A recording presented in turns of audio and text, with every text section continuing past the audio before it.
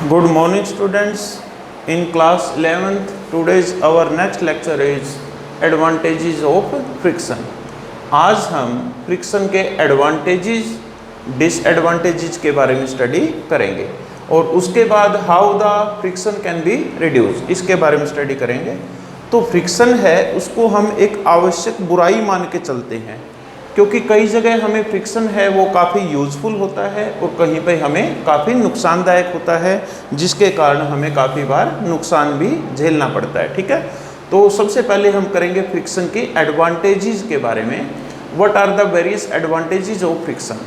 तो फ्रिक्शन है, अगर हम फर्स्ट एडवांटेज देखें, walking is not possible without friction, यानी walking is possible due to friction, कि जब तक फ्रिक्शन नहीं होगा हम चलना भी हमारे लिए मुश्किल होगा। ठीक है, तो आपने देखा होगा कई बार जो ऑयली सरफेस होता है, अगर हम उसके ऊपर चलने की कोशिश करें तो हमारे पाँव है वो फिसलना शुरू कर देंगे। वहाँ पे अगर फ्रिक्शन रिड्यूस हो जाता है तो हमारी जो स्लाइडिंग है वो ज़्यादा हो जाती है, तो जिसके कारण चलना मुश्किल हो जाता है। सेकंड है brakes works on the basis of friction, कि जो हमारे ऑटो व्हीकल्स वगैरह हैं उनके अंदर जो ब्रेक काम करते हैं, these are works on the principle of friction. अगर फ्रिक्शन कम हो जाएगा तो ब्रेक लगना कम हो जाएंगे, जिससे कोई भी एक्सीडेंट हो सकता है। ठीक है, थर्ड है writing is not possible without friction. अगर हमारा जो सरफेस है वो ज़्यादा स्मूथ होगा, ऑयली होगा, तो वहाँ पे राइट करना पॉसिबल नहीं होगा। आपने एग्जाम्पल लिया होगा कि कई बार अगर हम कॉपी का पेज है अगर उस पर ऑयल लगा दें तो आप पेन से लिखने की कोशिश करना, वहाँ पे पॉसिबल नहीं होगा विदाउट फ्रिक्शन। नेक्स्ट है the transfer of motion from one part of a machine to the other part through belts is possible by friction. आपने कई बार चक्की वगैरह पे जाते हैं तो आपने देखा होगा जो मोटर है और चक्की है वो एक जो पुली होती है एक बेल्ट से रिलेटेड होती है, कनेक्टेड होती है। जब वो बेल्ट रोटेट करती है तो वो चक्की चलना शुरू होती है, तो वहाँ पे जो एनर्जी का ट्रांसफ़र है एक पार्ट से दूसरे पार्ट तक, वो किसके द्वारा पॉसिबल है? बेल्ट के द्वारा। और किसके कारण होता है? फ्रिक्शन के कारण। तो ये कुछ हमारे पास एडवांटेजेस हैं। अगर हम इनके साथ में देखें कुछ डिसएडवांटेजेस भी है फ्रिक्शन की।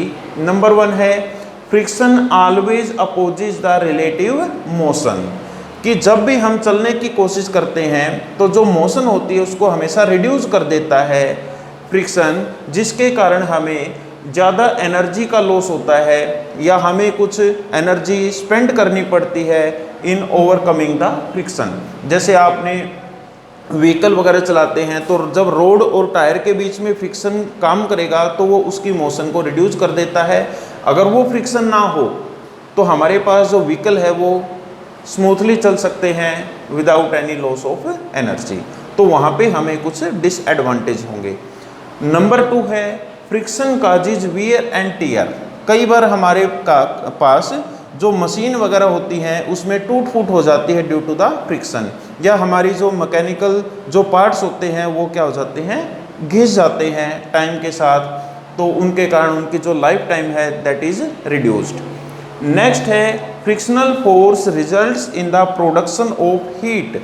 कई बार आपने देखा होगा फ्रिक्शन के कारण जो मशीन्स हैं वो हीट हो जाती है, गर्म हो जाती है, which causes damage of the machine, जिसके कारण कई बार मशीनें डैमेज हो जाती है या हमें एक्स्ट्रा एनर्जी स्पेंड करनी पड़ती है in the production of heat. ठीक है, तो ये हमारे पास कुछ डिसएडवांटेजेस हैं।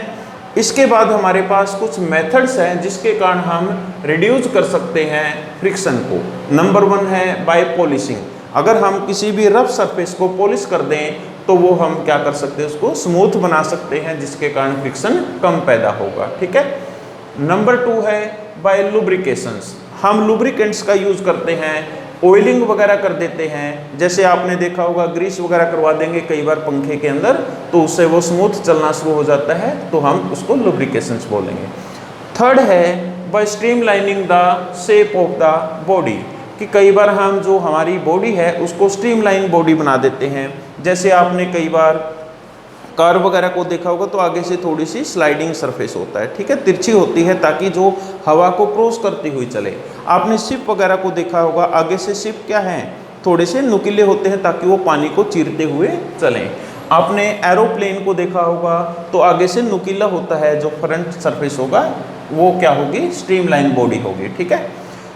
नेक्स्ट है बाय यूजिंग बॉल बेयरिंग, कि हम कई बार मोशन को मेंटेन करने के लिए मशीनरीज जो व्हीकल वगैरह है उसमें बेयरिंग का यूज़ करते हैं, बॉल बेयरिंग का यूज़ करते हैं। बॉल बेयरिंग से क्या है, रिड्यूस कर सकते हैं हम फ्रिक्शन को काफ़ी हद तक, ठीक है। तो जिससे वो और ज़्यादा स्पीड से हम मूव करवा सकते हैं बॉडीज़ को। तो these are some methods by which we can reduce the friction, ठीक है। तो आपने एक बार इसको अच्छे से स्टडी करना है, कई बार ये 2 या 3 नंबर का क्वेश्चन आपसे पूछा जा सकता है। तो इसमें आपने एडवांटेजेस के बारे में, डिसएडवांटेजेस के बारे में और कैसे फ्रिक्शन को रिड्यूस किया जा सकता है, उन चीज़ों के बारे में आपने एक बार स्टडी करना है, ठीक है। तो कल हम नेक्स्ट टॉपिक करेंगे जहाँ पे हम कोफिशिएंट ऑफ फ्रिक्शन निकालेंगे, एंगल ऑफ स्लाइडिंग निकालेंगे, एंगल ऑफ रिपोज निकालेंगे। तो उन चीज़ों के बारे में हम स्टडी करेंगे। Thank you.